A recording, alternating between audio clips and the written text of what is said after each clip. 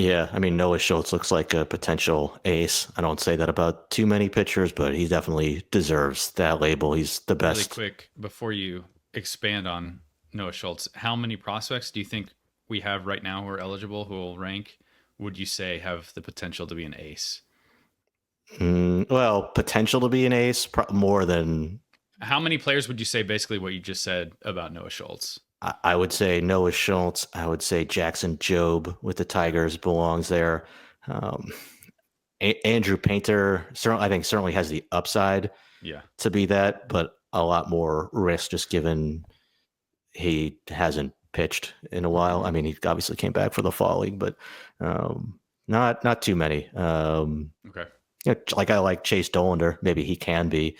And there's other guys, right? Like obviously who we wouldn't necessarily project to be a number one starter, but could in certainly have the upside to do that. And we see all sorts of guys who Yeah. surprise and surpass expectations. But Yeah, but back to Schultz, ranks top of the system, one of the most exciting left-handed pitchers in baseball. Just a really exciting fastball, breaking ball combination, really advanced command, 6'9", just towering body, controls it well. I'd say he has some similarities to Garrett Crochet and just the height, the handedness, and the durability question marks that you might have with him. But when he's on the mound, it's elite stuff. yeah, yeah, I'd put him right up there with Joe for the conversation of best pitching prospect in baseball. I mean, what's not to like? He's 6'9". He's left-handed. He has elite stuff, and elite body control too for a young 6'9" pitcher who, just turned 21. Doesn't walk many hitters. He's got wipeout stuff. He just dominated Double A with a sub 2 ERA there over 16 starts, um, up to 99 miles an hour. He's sitting Mm-hmm. 93, 97, low effort. It's got a two-seamer that um, from that low slot really runs like crazy to his arm side, and then he'll Mm-hmm. embarrass you with that slider that he's spinning at 28 to 3,000 plus RPM with that hard lateral tilt the other way. So he's got a huge swing and miss slider. So you might be talking about 270 grade pitches, and then Yep. you throw in a changeup that I think really mirrors his fastball well. It has a ton of fade to his arm side. That pitch gets a lot of swing and miss. There's a cutter in there too. So you've got three pitches that could be 60 to 70 grade weapons, maybe 70 control coming from this unusual look for a hitter with that six Mm-hmm. foot nine lefty from a low release slot.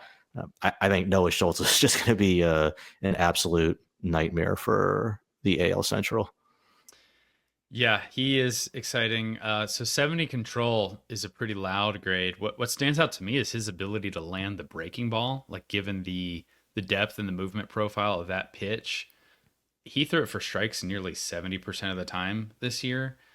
He has thrown strikes at a really solid rate his entire minor league career. I would be curious if that number bumps up at all as he gets more exposure in the upper minors. But again, it was like 16 starts, 60 innings in Double A. For his career, it's a 2.3 walk per nine. For his career in the minors, it's a 2.03 ERA, which is kind of a silly number in general.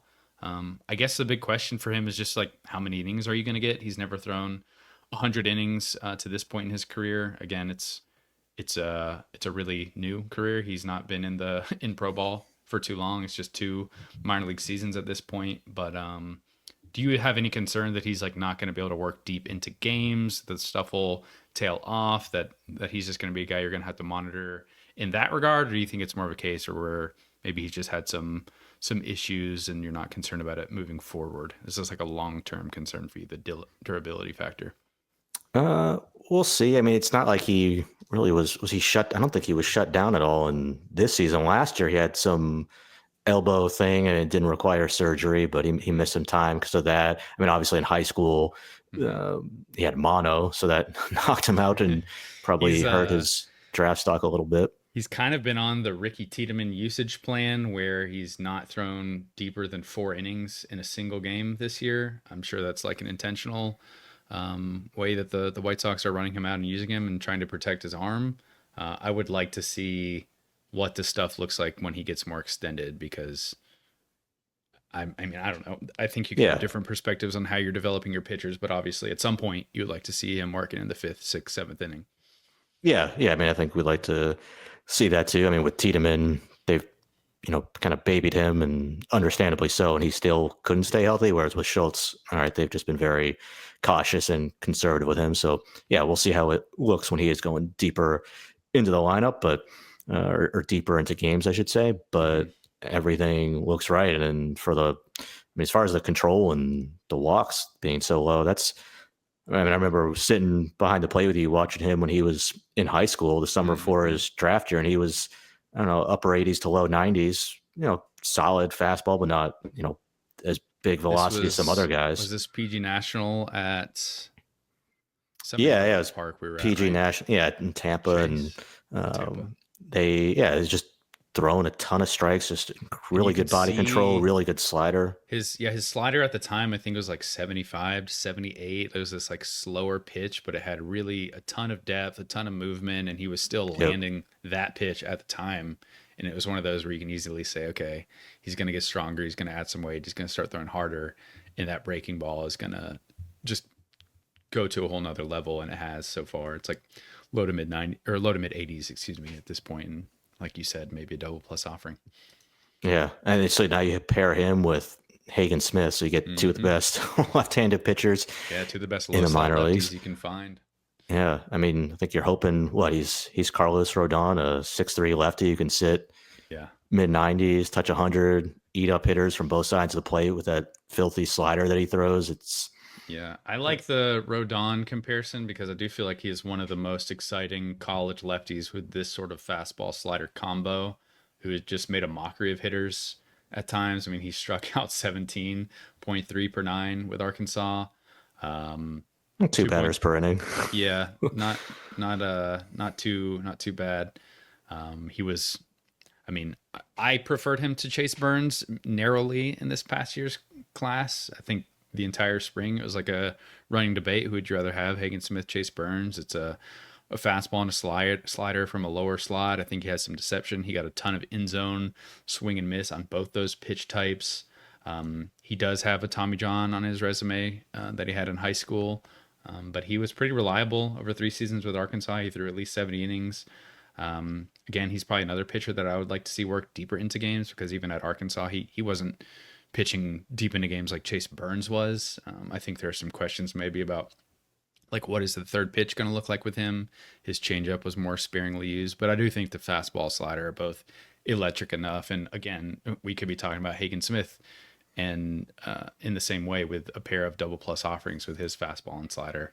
You might have like a little less confident in those grades now. Just want to see him do it in pro ball a little more, but I think he certainly has that sort of upside. Yeah, I think and Schultz too as a separator with the control with him is better than with Hagen Smith. I don't think Yeah. it's not poor control for Hagen Smith, but it is an area of his game that he's going to need to tighten up. But like you said, he's striking out like almost two batters per inning in the SEC last year, and you can see why because he had Hmm. some pretty nasty stuff. I mean, he had that what was it? Just that unbelievable game against Oregon State where Yeah, he 17 strikeouts, I embarrassed think. Travis Bazzana and made him look like an actual normal human being in that one. So I was so frustrated at that game because I was at that park a week before for the first week of college baseball and missed that outing that everyone was talking about. I'm trying to pull up the actual line because it was so insane. I want to see what it actually was.